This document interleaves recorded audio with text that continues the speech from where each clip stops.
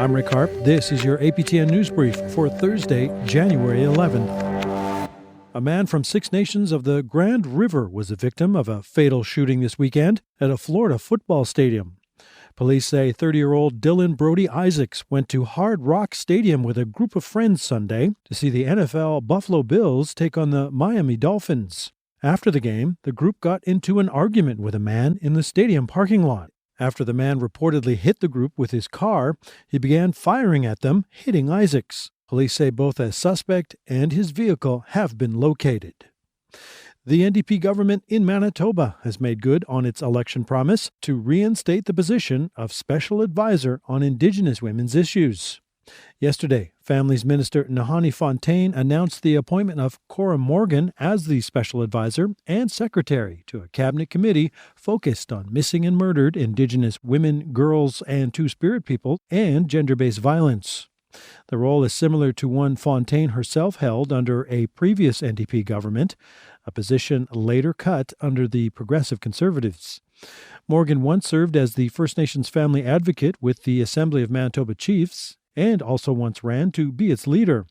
More recently, she was ED of the Onashawawan Justice Circle.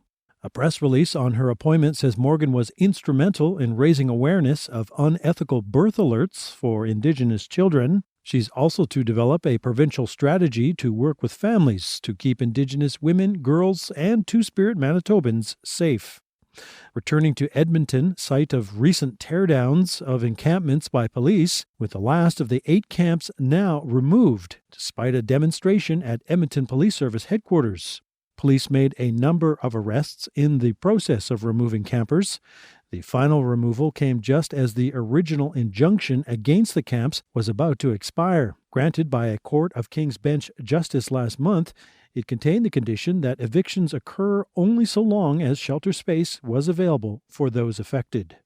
To the Atlantic, where a Wolastoqey woman and her siblings have created an online dictionary for a language with fewer than 100 fluent speakers. Angel Moore reports.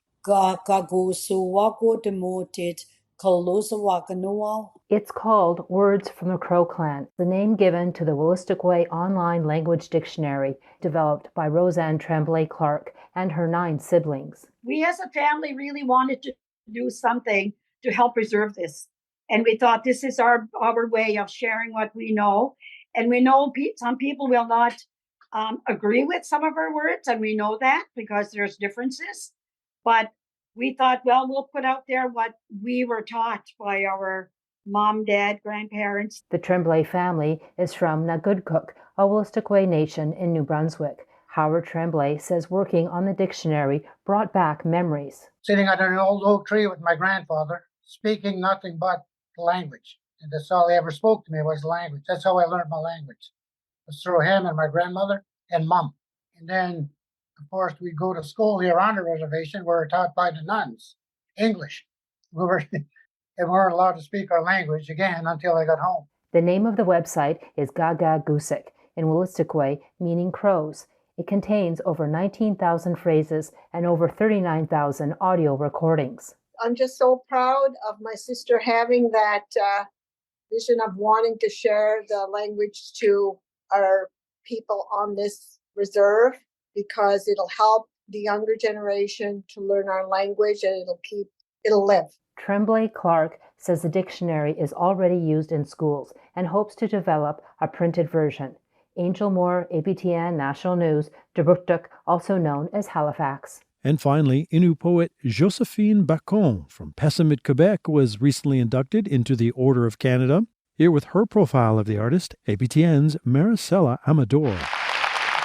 Josephine Bacon is the recipient of many awards and distinctions, including an honorary doctorate from Laval University. And now, she can add Officer of the Order of Canada to her illustrious list of achievements. C'est un honneur pour moi, mais encore plus. It's an honor for me, but even more so, it's an honor for all First Nations. I accept this honor in this way because I want to share it with all First Nations. Parce que je veux le partager à tous les Premières Nations. The trailblazer added that she feels compelled to share this honor with the many Indigenous artists that have followed in her footsteps. Bacon started her career working as a translator and transcriber for anthropologists interviewing Innu elders. C'est grâce à eux, finalement, si j'ai pu récupérer. It's thanks to them, in the end, that I was able to recover the language of the nomads, Innu, which we spoke when we were still living in our traditional territory, because I used to transcribe and translate. J'écrivais et je traduisais. She has spent years teaching the Innu language, first at the University of Montreal and currently at Keona College in Odanak. The poet is also an elder in residence at the University of Quebec in Montreal. Je ne dirais pas que j'ai sacrifié. I wouldn't say I've sacrificed anything. I think I've enriched myself by doing the work I'm still doing today. And it's always a pleasure for me to take what the elders taught me and to pass it on. Ce que les aînés m'ont enseigné, puis de le redonner. In 2018, she was named an Officer of the Order of Arts and Literature of Quebec and an Officer of the Order of Montreal. Her most recent work, Once Again, or Kauminuat, was published last year. It explores themes of aging, healing, and her ancestral territory. Bacon has this message for the youth. Le plus important, c'est de savoir qui ils sont.